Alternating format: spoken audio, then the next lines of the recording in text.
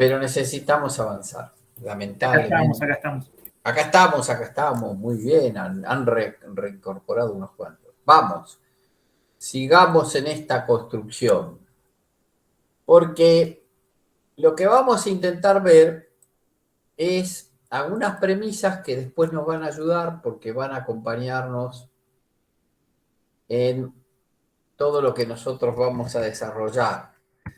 Lo que vamos a desarrollar es la teoría de barras. Es importante que sepan que nosotros vamos a estudiar exclusivamente esta pieza. ¿Qué es una barra? Bueno, miren, una barra es fácil de definir. Si yo tengo una sección genérica cualquiera y esa sección genérica le asocio un eje Z, un eje X por acá y un eje Y por acá, reviso con la mano si está bien, y yo desplazo esa sección transversal hacia atrás.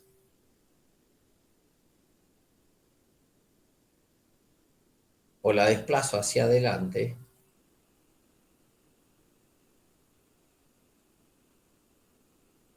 lo que estoy definiendo es un elemento que se llama barra. A esto se lo conoce como barra.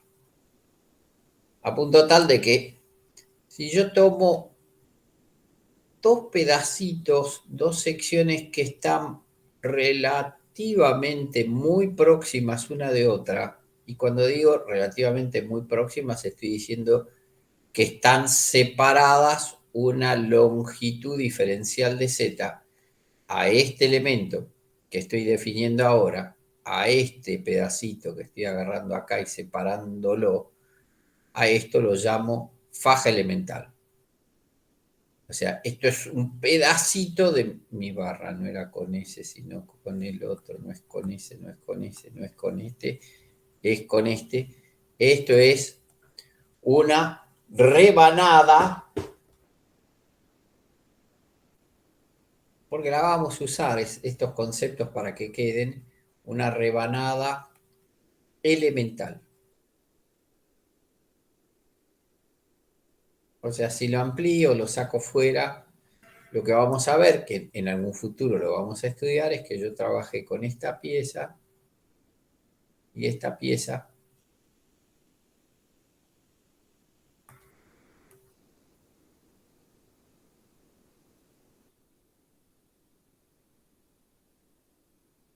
me permití trabajar con un pedacito de esta pieza, tal que la longitud en juego, lo que separa esta cara de esta cara, es apenas una longitud diferencial de z.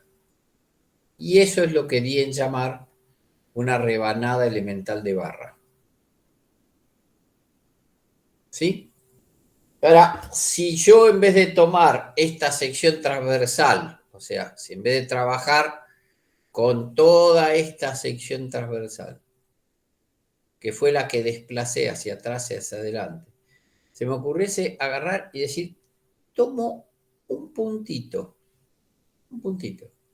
y ese puntito lo corro hacia adelante, me aparece otra vez el puntito acá, y lo corro hacia atrás ese puntito, y ese puntito me aparece reflejado acá, a esto se lo va a conocer como fibra.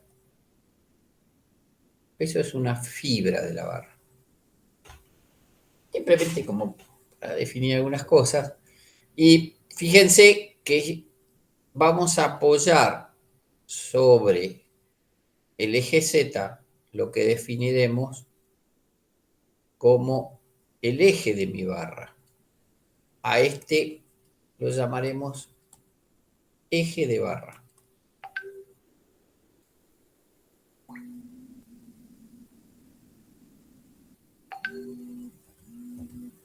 Uy, nos van a volverlo. Eje de barra.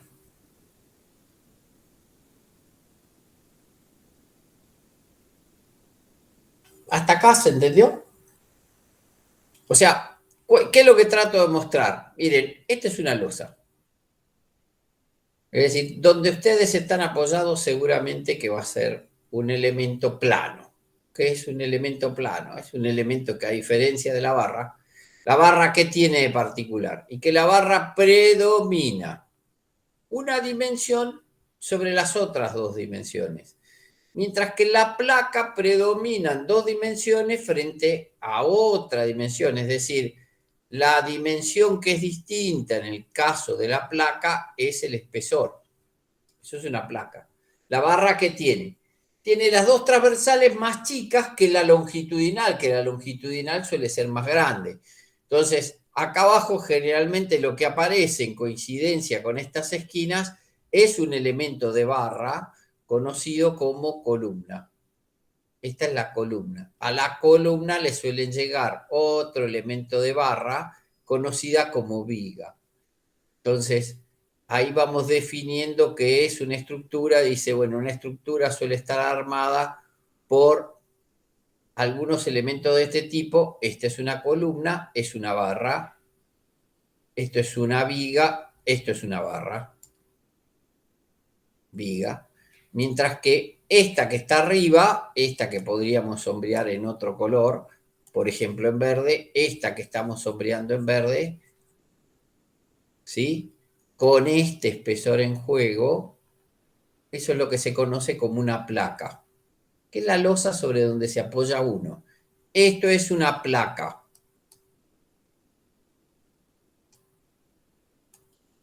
¿Sí? Bueno, nosotros vamos a trabajar con la teoría de barras. ¿No vamos a ver las placas? No, porque no nos dan los tiempos.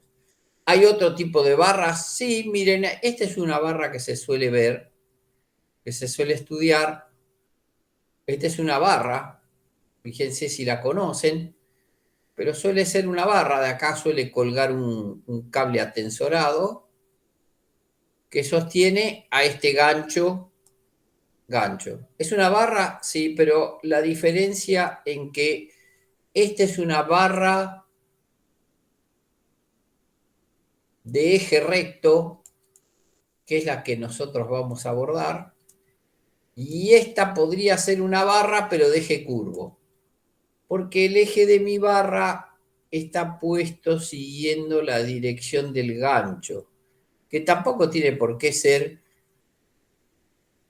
constante. No, puede ser variable. Esta es una barra de eje curvo. Nosotros vamos a estudiar barras de eje recto, porque nuestro curso atiende algunos conceptos básicos, suficientemente básicos como para poder abordar nuestro problema. Y dicho esto, ¿cuáles son las hipótesis que nos vamos a dar para abordar este problema? Dice, bueno, a ver, ¿qué hipótesis vamos a trabajar? Bueno, vamos a trabajar un conjunto de hipótesis. Se las voy a ir contando una a una, las cuento. Dice, una de las hipótesis dice que el material es continuo. Y entonces uno dice, ¿cuándo un material es continuo y cuándo no es continuo? Y les pregunto, si yo le dijese, una barra de acero, por ejemplo, un perfil doble T, ¿es un material continuo, sí o no? Sí. ¿Qué les parece? Sí, es un solo material. O sea, Es un solo material, perfecto. Una barra de hormigón. Una barra de hormigón, si quieren una barra de hormigón armado, ¿es un material continuo, sí o no? ahí no sería un material homogéneo. Sería No, un... homogéneo es otra cosa. Ah, Continuo. Continuo sería Continuo, pensar en sí. que no hay vacíos sin material en el medio. Es decir, que no hay posibilidades de presencia de vacíos. sí, entonces es un material continuo. Y la respuesta es depende. Ah, ¿Por qué depende?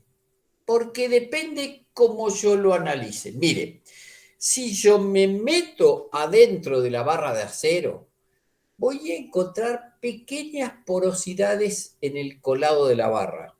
Pero más notable aún es si me meto adentro de una barra de hormigón, ahí seguramente voy a encontrar oquedades, es decir, ausencia de material, con lo cual el material no es continuo. ¿Por qué digo que como hipótesis acepto como continuo? Porque en vez de verlo dentro de esa escala microscópica, me salgo de la escala microscópica y lo miro desde afuera y asumo que visto desde afuera, visto desde la resistencia, yo puedo asumir que el material se comporta como un solo material. Y entonces, eso sería material continuo. La siguiente pregunta, alguien dijo material homogéneo. Y ahora la pregunta es otra vez, si tengo un perfil laminar, ¿será homogéneo? Si tengo un perfil, una barra de hormigón, ¿será homogénea? ¿Qué les parece? ¿Qué es la homogeneidad? Igual propiedad mecánica en cualquier punto que yo tome de la barra. Igual propiedad. Porque el que sigue, para que no se enchalen, es material isótropo. Ahora, este es distinto de isotropía, no es lo mismo que homogeneidad, porque isotropía es en el mismo punto, igual propiedad mecánica en todas las direcciones pasantes por el punto. Pero vayamos al material homogéneo. ¿Les parece que una barra de acero es homogénea? ¿Un perfil laminar? Sí. Sí, Y sí. la respuesta es sí, parecería que es lo más homogéneo. Y ahora, si eso lo miro desde el hormigón, No, y porque si el hormigón lo hago Si es hormigón armado, armado, no, porque y si no es tenés, armado también, porque mirá, cuando vos mirás el hormigón al interior, te encontrás que hay pasta de cemento, que hay piedra, y entonces la piedra y la pasta de cemento no es lo mismo, que aún adentro del interior aparecen hasta pequeños agujeritos o quedades que hacen que todo hable de una total pérdida de homogeneidad. Pero de nuevo, si en vez de mirarlo al interior de pieza me extraigo, me pongo desde afuera, podría asumir, por eso estas hipótesis son restrictivas, porque asumen ciertas premisas no del todo exactas. Entonces yo lo que digo es que, bueno, puedo asumir que el material es homogéneo, a pesar de que realmente un hormigón armado es lo más heterogéneo que pueda encontrar en mi vida. Es más, si vuelvo a la premisa anterior y me paro dentro de lo que es continuo, el problema más grave que tengo en el caso del hormigón es que el hormigón vive fisurado. ¿Cómo vive fisurado? O sea que la viga que yo tengo arriba de mi cabeza, ¿usted dice que está rota? No, yo no dije que está rota. Yo dije que tiene fisuras. ¿Grandes? No, pequeñas. Pero basta que tenga una fisura que separe una pared de la otra pared para que esa separación haga que haya una discontinuidad y no una continuidad entre el material. Y siempre está fisurado. El hormigón vive fisurado. ¿Por qué vive fisurado? Porque donde le aparezca una mera tensión de tracción, se abre. ¿Cómo salvo eso de que se abre? Le pongo acero de por medio. Y ahora, como pueden ver, todo lo que fueron viendo numéricamente ahora se empieza a meter adentro del material y el material empieza a ser crucial, porque yo tengo que saber cómo me paro. La isotropía es otra de las consideraciones que yo tengo que tener en cuenta cuando un material es isótropo, pero la forma más fácil de ver la isotropía es pensar en la madera, porque en la madera, si yo tengo que cortar un trozo de madera, por ejemplo, tengo una posta de madera y la quiero cortar para meterla dentro de un hogar, ya que hace tanto frío y pienso la maderita quemándose, bueno, hoy con el tema de la conservación de la energía, no sé si volvería a construir un hogar, pero bueno, no deja de ser una sensación muy agradable ver quemar la madera. Pero ¿cómo hago para cortarla? Si yo la quiero cortar y le quiero pegar con un hacha y dividirla, ¿en qué sentido lo corto? ¿En el sentido de las fibras o en el sentido transversal a la fibra? transversal a las fibras.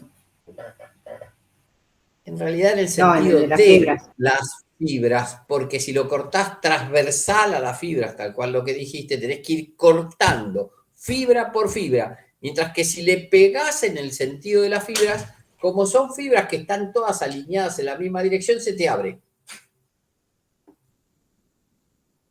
O sea, tiene respuesta distinta según cómo vos pongas la madera, porque según cómo ataques la madera para resistir cargas, al no tener la misma propiedad, hay que tener cuidado con este tema de la isotropía. Pero fundamentalmente lo que voy planteando es si lo vamos entendiendo. Ahora voy a hablar de otra propiedad. Esta propiedad ya la contamos, pero ahora le vamos a dar un nombre extraño para que sea, que dice linealidad mecánica. ¿Qué era la linealidad mecánica? Bueno, la linealidad mecánica, nosotros decíamos que lo que había planteado este señor Hooke era algo así, dijo, si yo relaciono las tensiones con las deformaciones específicas, encuentro que hay una ley de relación lineal, expresada a través del módulo de elasticidad. Atento a eso que contábamos de formaciones, subo, encuentro tensión, si me dan la tensión, bajo, encuentro la deformación, todo gobernado por esta expresión. O si más adelante, cuando estudie la torsión, me quiero encontrar no con este problema, sino con el otro problema, porque en torsión van a aparecer estas tensiones, y de nuevo, si la ley de variación es esta, lo que está diciendo la linealidad mecánica no es otra cosa que esta expresión, distorsión por acá, subo y encuentro la tensión bajo y encuentro la distorsión a través de una expresión que vincule esto. ¿Siempre responde el material así? No, hemos visto que solo en la primera etapa. Entonces, ¿qué vamos a hacer? Vamos a aceptar la linealidad mecánica. Si sigo, ahora lo que voy a tratar de ver es que, aparte de la linealidad mecánica, voy a poder plantear la linealidad cinemática.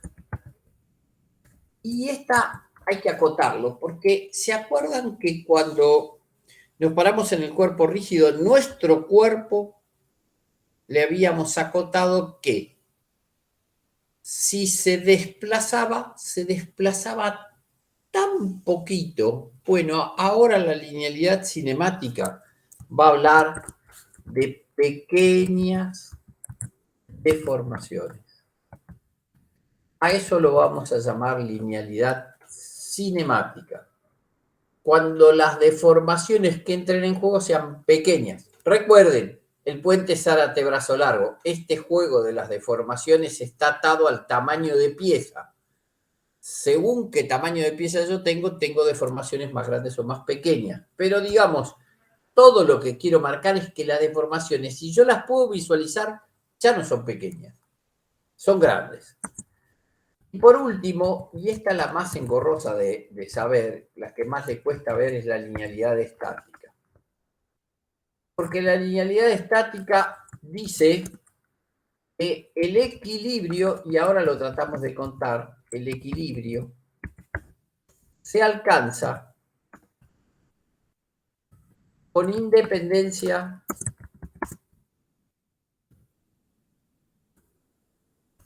de las deformaciones. Y esto en general no queda claro, pero no es tan difícil de explicar. Miren, este tema de la linealidad estática separa dos problemas claramente identificables. La mayoría de los problemas trabajan con linealidad estática. ¿Qué es la linealidad estática? Dice, mire, si usted pudiese encontrar que carga con la fuerza P puesta a la mitad de la longitud, y dice, bueno, si yo me paro en la mitad de la longitud una carga P, dice, bueno, la mitad va para un lado y la mitad va para el otro. Y por ende, mi diagrama de momentos flexores es un diagrama de este tipo. ¿Se acuerdan que yo les conté hace un tiempo atrás que el problema de la segunda parte es que los desarrollos teóricos son largos? Y son largos, sí. Porque hay que contar una serie de cosas que, bueno, que hasta ahora no había por qué contarlas. Acá está el cortante, dice esto es P sobre 2 y esto es P sobre 2. Este es el flexor y este es el corte. Y la pregunta de la linealidad estática es, pero esta pieza se deforma.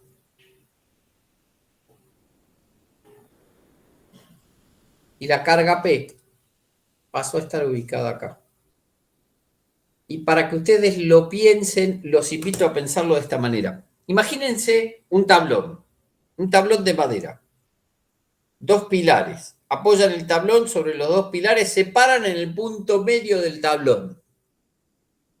Y ahora les pregunto, ¿el tablón se deforma? Y la respuesta es sí.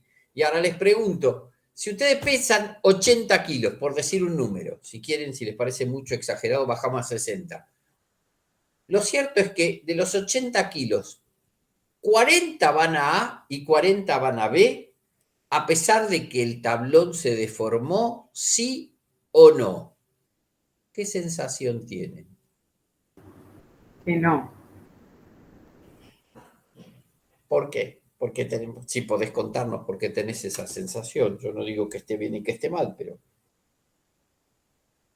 O sea, vos te parás en la No. mitad del tablón, pesás Digo 80 como que kilos. para mí los 80 ¿No están manda puestos ahí, 40 para no, la derecha y 40 para la izquierda? no me parece.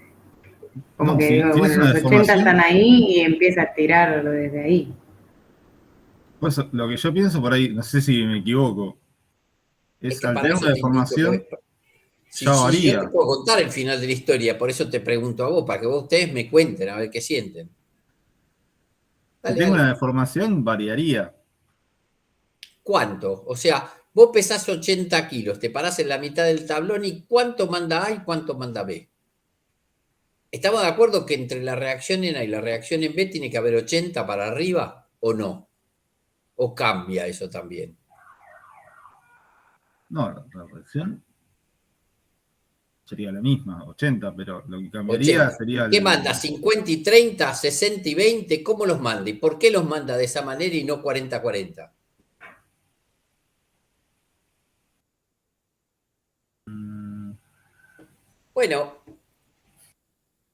dejémoslo, por ahora no nos queda en claro, pero hay algunos que afirman de que podría haber una variación, pero que todavía no sabemos por qué esta flecha podría modificar esa partición. Lo cierto es que si yo me paro en el tablón y peso 80 kilos y estoy parado en el punto medio, a pesar de que el tablón se deforme, sigue mandando 40 y 40. ¿Siempre se da eso? No. Eso se da mientras que sea válido lo que llamamos la existencia de la hipótesis de linealidad estática, que es la que estamos estudiando. Acá es válido. Pero ahora vamos al caso en el cual no es válida la existencia de la hipótesis de linealidad estática. Y lo tratamos de contar a ver si lo podemos ilustrar el mismo problema. Este problema se va a presentar en todas las piezas de la mayoría de las estructuras no tienen este problema, pero lamentablemente la que sí lo tiene resulta ser una de las determinantes. Esto es una columna que tiene una carga P que está con una pequeña excentricidad. Imagínense un tablero de iluminación, no sé si, yo cuento a veces esto como para contar algo que pueda tener algún correlato. Este es el tablero de iluminación de la cancha de Vélez para que no nos peleemos con nuestros primos, porque si no los primos se enojan. Este es el tablero de iluminación de la cancha de Vélez, acá está el pilar y acá están los focos de luces que iluminan la cancha. Claro, la carga principal está posicionada acá, porque lo que más pesa es este juego de cargas. Y ahí no está precisamente bajando sobre el eje de columna, sino que respecto del eje de columna hay una suerte de excentricidad acá. Ahora, si yo quiero plantear las reacciones de vínculo, yo diría, bueno, tiene que poner un P, pero además para equilibrar, como hay un par que intenta volcar hacia un determinado lugar, si le pone el P por E, ahí está, ahí alcanzo equilibrio. Ahora resulta ser que la columna, debido a la carga, como la carga es significativa y la columna es esbelta, ¿qué entienden por esbelta? Más alta que ancha. Bien, o sea, hay alguna proporción que tiene que ver con la longitud de la columna respecto de las dimensiones transversales. En algo parecido a eso tiene que estar lo que llamé esbeltez. Más adelante lo vamos a ver con más detalle. Dice, bueno, pero ahora resulta ser que esto se deforma. Y se corre. Y se corre, bueno, para acá. Y acá está la deformada, la carga P vino para acá. ¿Cuánto se corrió? Bueno, se corrió transversalmente una distancia F.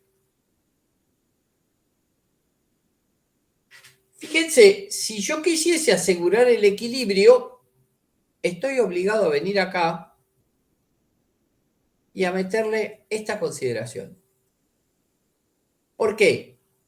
Porque si no le agrego la deformación transversal donde ahora está aplicada la carga P, no estoy asegurando el equilibrio. El equilibrio lo tengo que tomar bajo consideraciones de deformación, cosa que en el primer caso nunca el corrimiento hacia abajo afectó la relación contra este P sobre E. ¿Cómo era que no afectó? Y no, porque mire, si usted lo que hace es sumatoria de momento respecto del punto A, lo que tengo es que P por L sobre 2 más RB, o menos RB si quieren, menos RB menos RB por L es igual a 0. Y se acabó, y el F no intervino en la ecuación.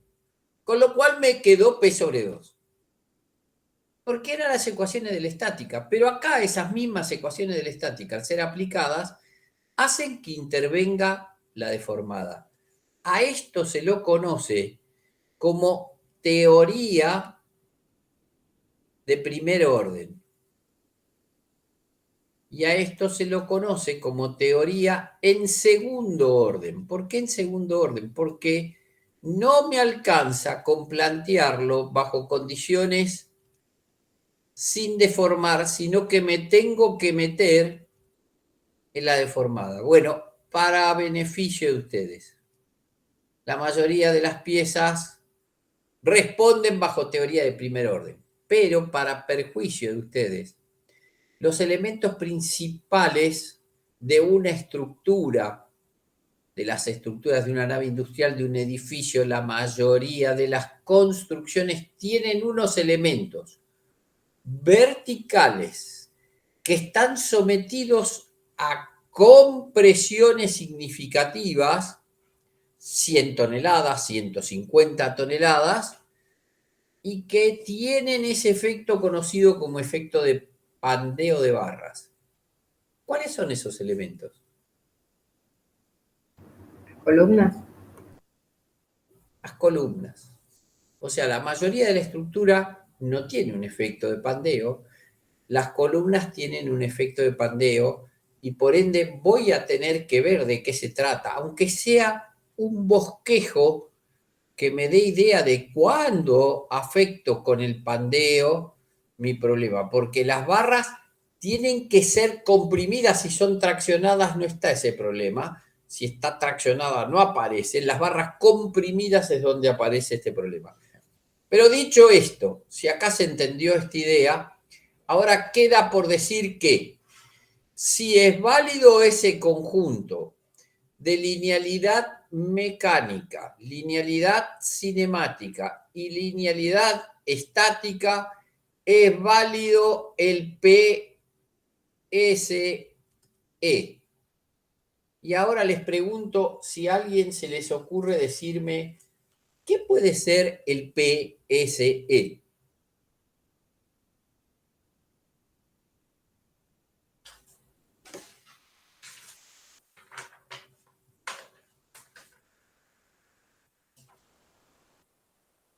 Les cuento qué es el PSE y van a ustedes interpretar qué es un PSE. Miren, el PSE, dejo espacio para poner ahí arriba el título, pero seguramente lo van a encontrar. El PSE dice que si usted tiene una estructura cargada con una fuerza por acá, supongamos que esto, para darle alguna dimensión, 2 metros. Y acá le voy a poner otra, 1 metro, 1 metro. Y acá le pongo 20 kilonewton. Y acá le pongo 10 kilonewton. El PSE dice que usted podría hacer lo siguiente.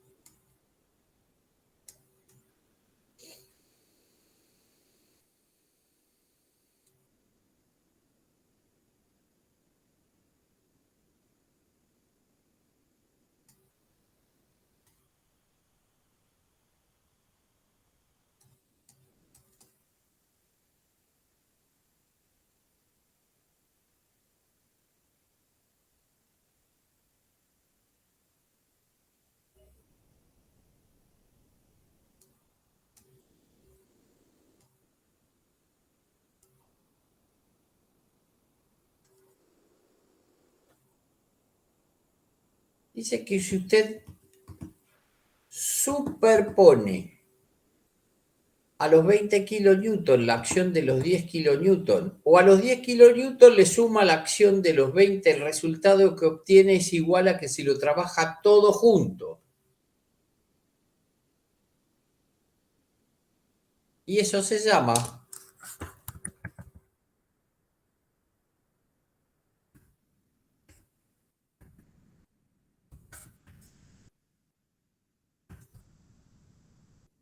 el principio de superposición de efectos. Solo es válido si se cumplen estos tres conceptos: linealidad mecánica, cinemática, que habla de muy pequeñas deformaciones, estática, el equilibrio sin considerar cómo se deforma la estructura. Si se cumplen esas tres, puedo aplicar el principio de superposición de efectos. Engorroso, sí es engorroso. Hay que ver todas estas hipótesis en una primera instancia para poder más o menos entender de qué se trata este planteo. Hasta acá se pudieron ver las hipótesis, disfrutarlas imposible, pero verlas, entenderlas. Les aseguro que la clase que viene va a pasar a ser una clase notablemente más interesante. Pero hoy necesito construir esto que es engorroso. Hay un principio más. Es un principio que en alguna medida ya contamos, pero que tenemos que puntualizar para que sepan que existe. Mire, el problema con Saint-Venant lo trato de explicar lo más simple que puedo. Profe, ¿podría subir un cachito la imagen anterior un segundo? ¿Cómo no? ¿Hasta ahí? Ahí. Sí. Bien, perfecto. Voy a mostrar. Listo, gracias. Voy a simplemente. No, está bien. Voy a mostrar simplemente contrapuestos dos vigas.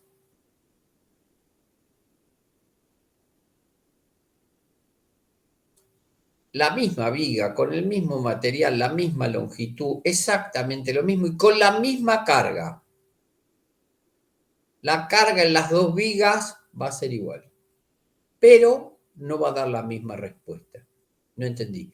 O sea que le pone la misma carga, le pone el mismo material, la misma longitud, todo igual, la misma carga y le da respuestas distintas. Sí, señor. ¿Y cómo puede ser eso? Ah, no sé, pero que sucede, sucede. Eso fue lo que vino a contar Saint-Venant. Dijo, mire, Si usted acá le aplica una carga distribuida que tire de la barra para allá, tal que si la sección transversal de la barra, para poder dibujarla de alguna manera, fuese una sección rectangular, la carga resultante de esta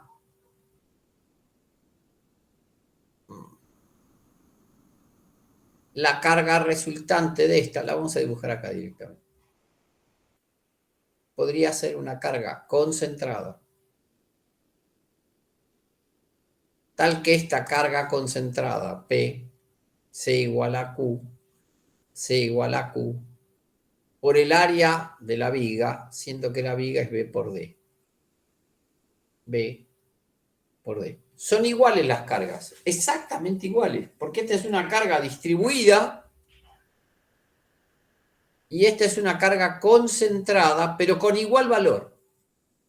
Ahora, miren lo que pasa cuando miro el interior de pieza. Resulta ser que como la carga distribuida está aplicada en todos los puntos de la sección transversal, las líneas llamadas trayectorias de tensiones se mantienen alineaditas, paralelas una respecto de la otra, todas alineaditas de esta manera. Eso se estudia cuando se estudia esto por algún método. Por ejemplo, uno de los métodos se llama método de elementos finitos. Entonces, si yo me pongo a estudiar interiormente, veo estas trayectorias de tensiones. La diferencia que pasa con esto es que en este caso,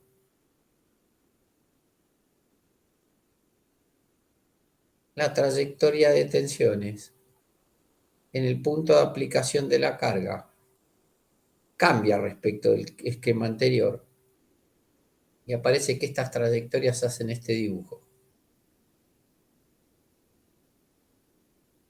O sea, fíjense, la misma pieza, el mismo material, la misma longitud, la misma carga, todo lo mismo, pero no tengo la misma respuesta.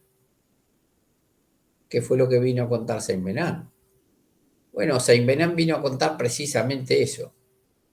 Dijo, cuidado donde usted aplica la carga, porque en los puntos de aplicación de la carga aparecen posibles efectos de perturbación.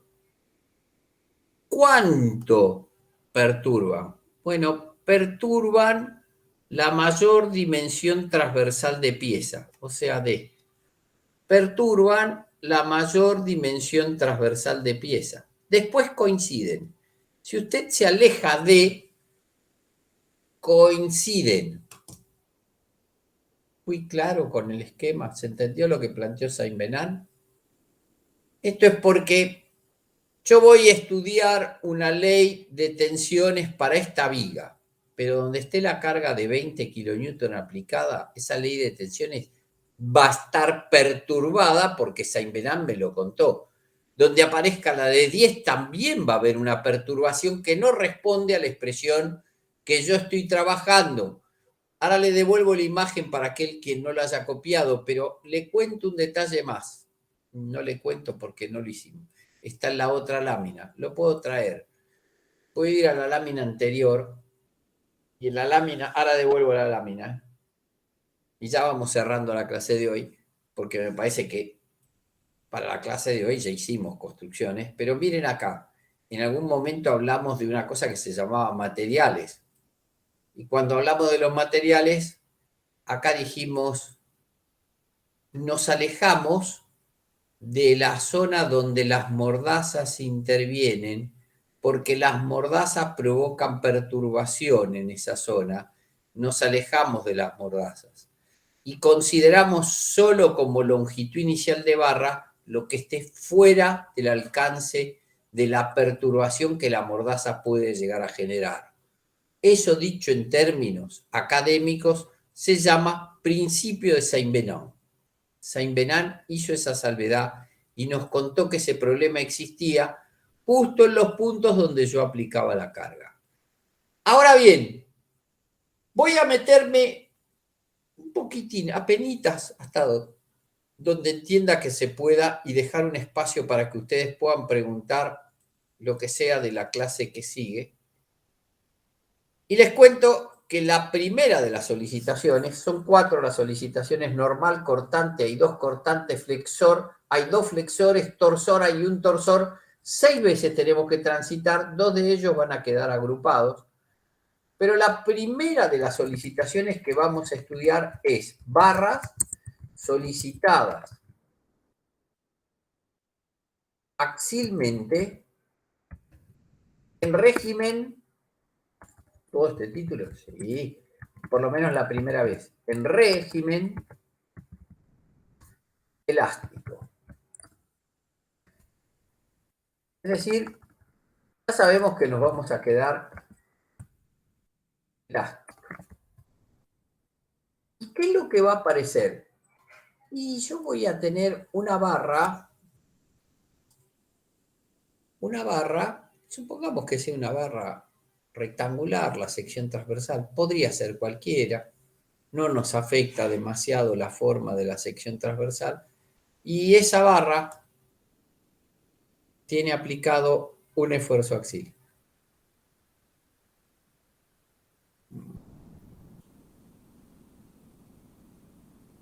O sea, aparece una fuerza por acá y una fuerza por acá.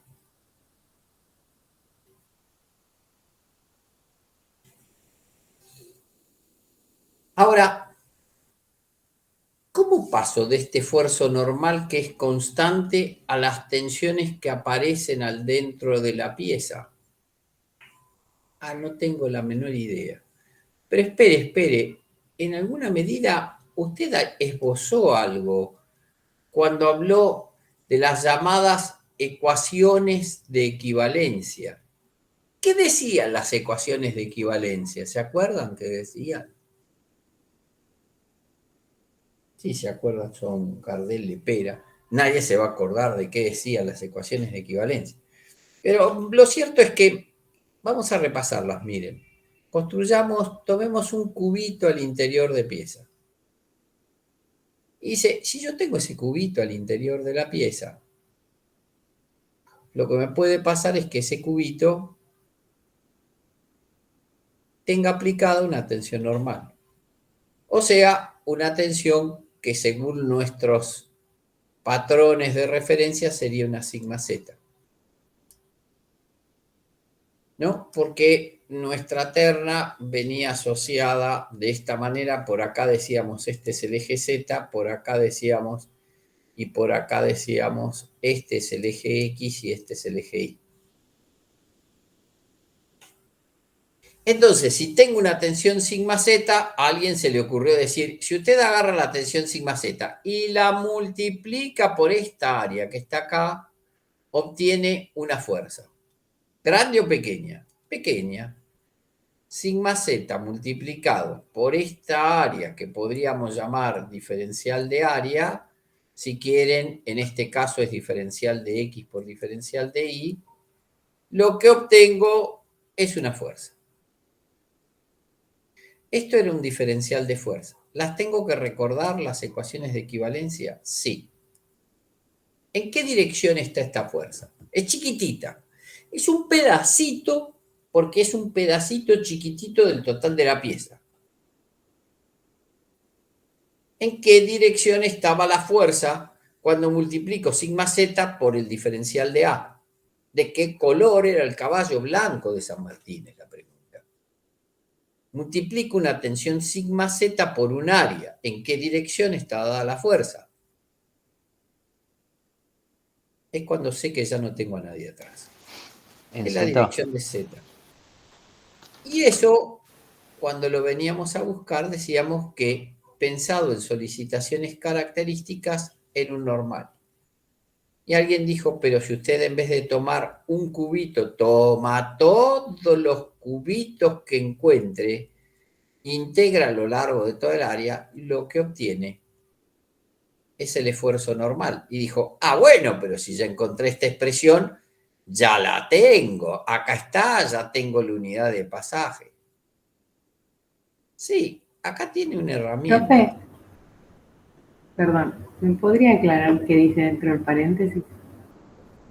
Diferencial de fuerza. Fuerza. Dice fuerza. Gracias. una fuerza pequeña, fuerza,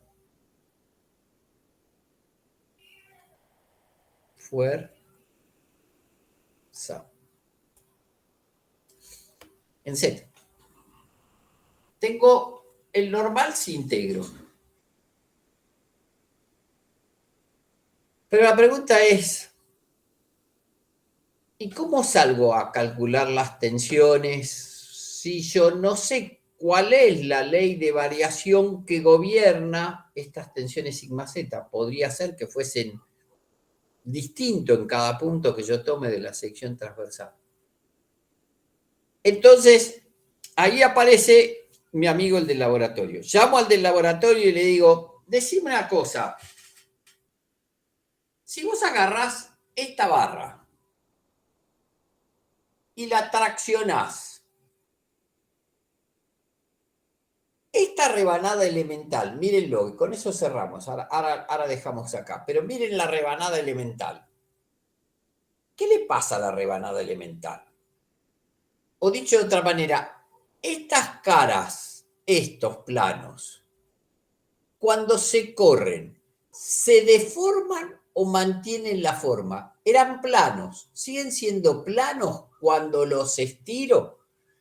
¿Qué les parece? ¿Siguen siendo planos, sí o no? Sí, sigue siendo plano. Sí. Siguen siendo planos. Y además de planos, ¿encontré alguna otra propiedad que pudiese decir? Paralelos. Son planos y paralelos. Bien, entonces yo podría, tomando de lo que me contó el del laboratorio, agarrar y escribir una hipótesis más. Dice, la hipótesis que me contó el laboratorista es que las secciones se mantienen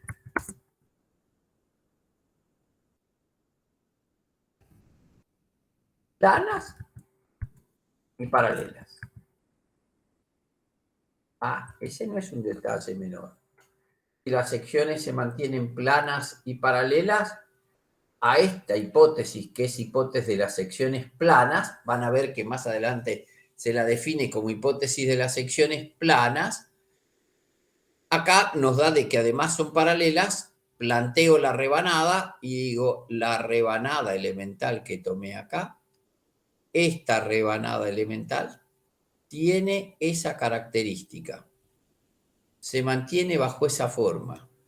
Entonces, miren lo que le pasó a la rebanada. Ampliemos la rebanada acá afuera. Dice, yo planteo esa rebanada y la rebanada es así. Ahí está ampliada la rebanada, pero está la rebanada acá. Acá está la rebanada y dice, acá está la barra. ¿Y cómo se deformó la barra? Dice, no tengo la menor idea cuánto. Lo que sí vi es que, según lo que usted me mostró, parecería que esto exageradamente se deformó así. Y digo exageradamente porque Poisson lo achicó en alguna medida, muy poco apreciable, pero lo cierto es que la sensación que tengo es que la sección, cuando le apliqué una fuerza para acá y una fuerza para acá que la tendió a estirar, la sección transversal vista de frente hizo esto.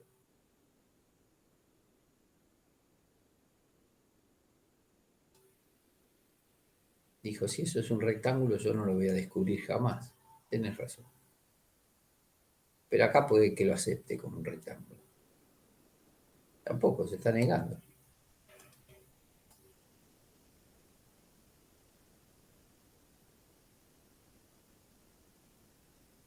Se niega, pero no importa. Lo que digo es que esto le pasó una cosa así.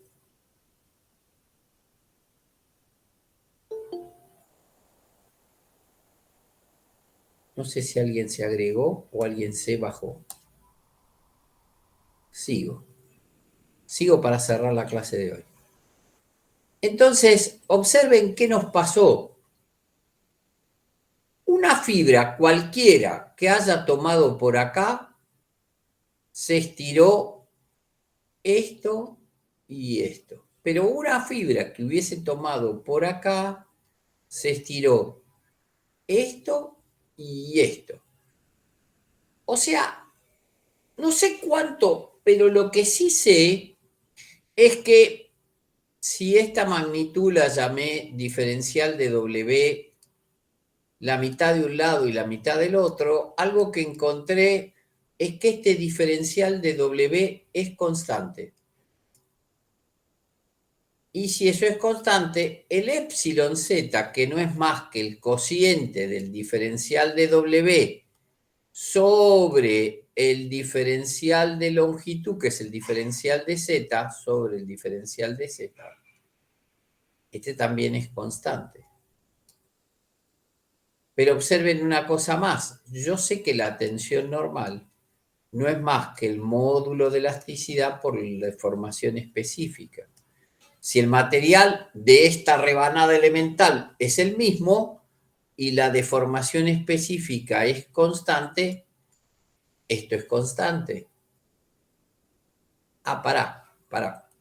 Si esa es constante, entonces la expresión que tenía acá arriba la puedo cambiar, porque me queda que el sigma z sale fuera de integral.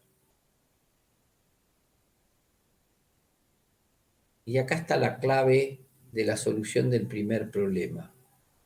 Recuerden, estos problemas para ser resueltos van a requerir que el laboratorio nos cuente cómo era que se deformaba la pieza. Si el laboratorio nos pudiese contar para cada uno de los casos cómo se deforma, voy a poder sacar la solución, porque la primera solución a la que arribé, y con esto cierro, después vuelvo a la clase que viene, es que es el cociente entre el normal y el área de la sección transversal. Acá está la primera relación encontrada.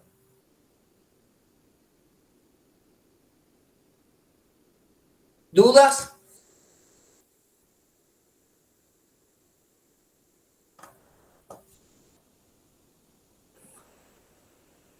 Mudo lo dejé, mudos. Ña. Bueno, volvamos. Detenemos la grabación.